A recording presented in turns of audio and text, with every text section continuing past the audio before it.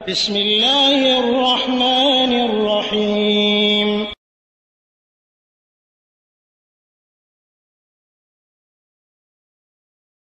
ওয়ালাইকুম আসসালাম রহমতুল্লাহ বারাকাত।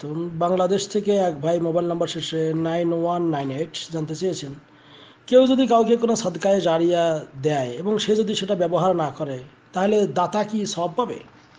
আলহামদুলিল্লাহ ওয়াসসালাতু ওয়াসসালামু আলা রাসূলিল্লাহ, আম্মা বাদ। সম্মানিত ভাই, আসলে আল্লাহ বলছেন ওয়ায়ুতঈমুনা আত-তুআমা আলা হুব্বিহি মিসকিনান ওয়া ইয়াতীমান ওয়া আসীরা, যে তারা মানুষদেরকে খানা খাওয়ায় আল্লাহর মহাব্বতে, মিসকিন গরিব অসহায় মানুষদেরকে খানা খাওয়ায় আল্লাহর মহাব্বতে, এবং তারা সেখানে কেউ প্রশংসা করলো আর না করলো, কেউ কিছু তাদের উপহার দিল বা শুকরান জানালো কি না জানালো, এটার তারা কোনো ধার ধারে না। অর্থাৎ কেউ যদি কোনো কিছু দান করে আল্লাহর ওয়াস্তে দিয়ে দিলেই যথেষ্ট।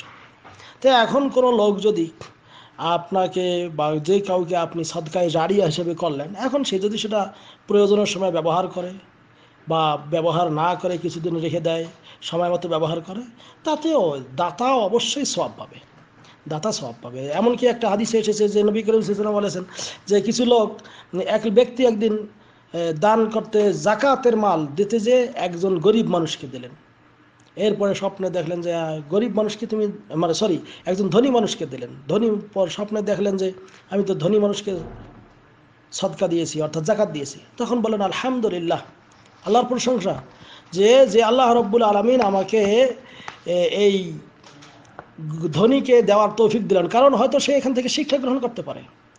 এটা সহিহ হাদিসে বর্ণিত রয়েছে। এবং অনুরূপভাবে আরেকদিন এক কি চোরকে দিয়েছিলেন, সেও শুকর আদায় করছিলেন, কারণ সে চোরি থেকে বাঁচতে পারবে। একদিন এক এক ব্যবসা নারীকে দিয়েছিলেন, যে সে হয়তো তার ব্যবসা বৃত্তি থেকে বাঁচতে পারে।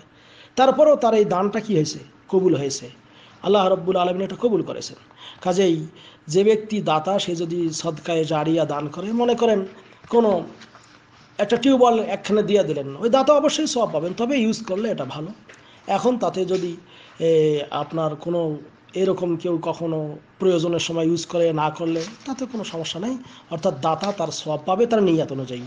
ইন্নামাল আমাল বিন্নিয়াত ওয়া ইন্নামা লিকুল্লি ইমরিইন মা নাওয়া। প্রত্যেকটা মানুষ তাই পাবে যা সে নিয়ত করবে। কাজেই আপনার আমার এটা দেখার বিষয় না। আপনি এই জন্য করে দান করার সময় খেয়াল রাখতে হবে যে লোকটার এটা প্রয়োজন আছে কিনা। আর সদকায়ে জারিয়া বলেছেন, সদকা জারিয়া তিন ধরনের।